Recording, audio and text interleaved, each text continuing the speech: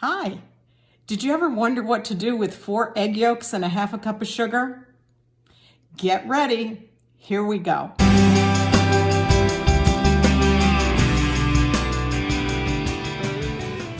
Hi, everybody.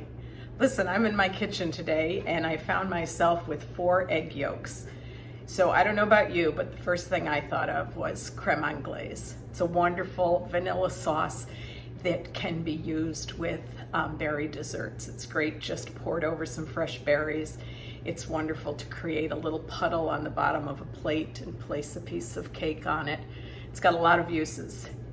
And it also could be used to make a wonderful vanilla ice cream.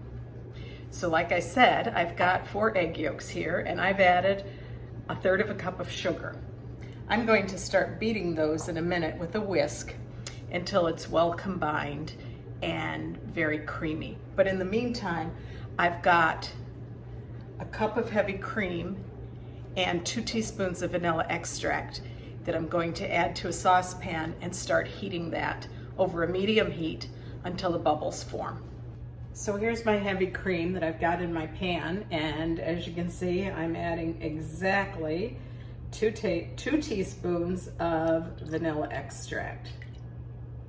I'm going to heat that over a medium heat just until you see the bubbles start forming around the sides of the pan. But in the meantime, I'm going to start mixing the eggs with the sugar. I'm mixing these with sugar until it's nice and smooth, and it may even get a little bit lighter in color.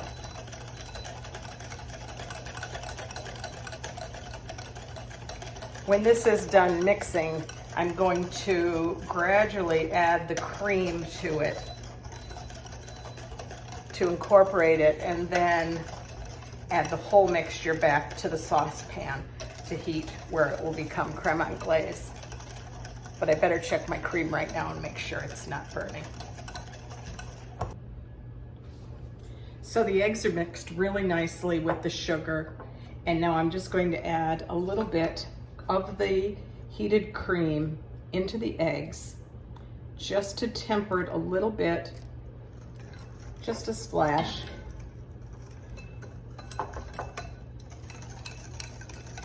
Warm them up. If I poured it all in at once, it would definitely curdle these eggs, or start to scramble them, I should say.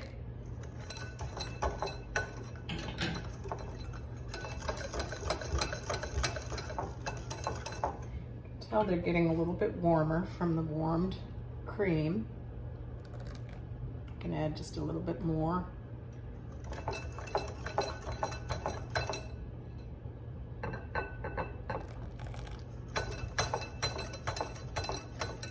There we go. And now I still have this on sort of a low-medium heat, but I'm going to be able to, by testing these, yeah, they're nice and warm, so I think I can add them right into the cream. Stir them to mix well.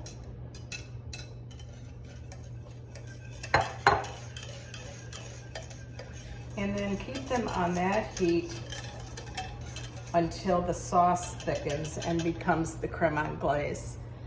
I love this little spoon that I have. It's a wooden spoon, but it has little teeth on it, on the end of it. You can see them there. And that seems to work really well because it scrapes right along the bottom, especially if it starts getting a little bit too hot. It keeps everything moving and agitates it really well. So I've got a very medium to medium low heat here, and you can see inside the pot, it's kind of frothy on top, and that's very normal. But as this mixture heats up, that frothiness is going to disappear. This is getting very close to the finished point when that happens, so you have to really watch it very carefully. When that disappears, and then you'll see like a couple of wisps of steam escape from the pan, and you know that then you're ready because it's just about to come to a boil. So you must watch it very carefully, and as soon as you see that happening, take it off the heat and stir to cool it off as quickly as you possibly can. You can see sort of that the consistency or that frothiness is starting to change. I can tell from the spoon, the movement of the spoon, that it's starting to thicken. So we'll let this go for a couple of more minutes and we'll take another look at it. So that frothiness has just about disappeared, and I can tell that the creme anglaise is really starting to thicken. So every recipe that you see will tell you to check to see that it coats the back of a spoon. It's definitely starting to do that.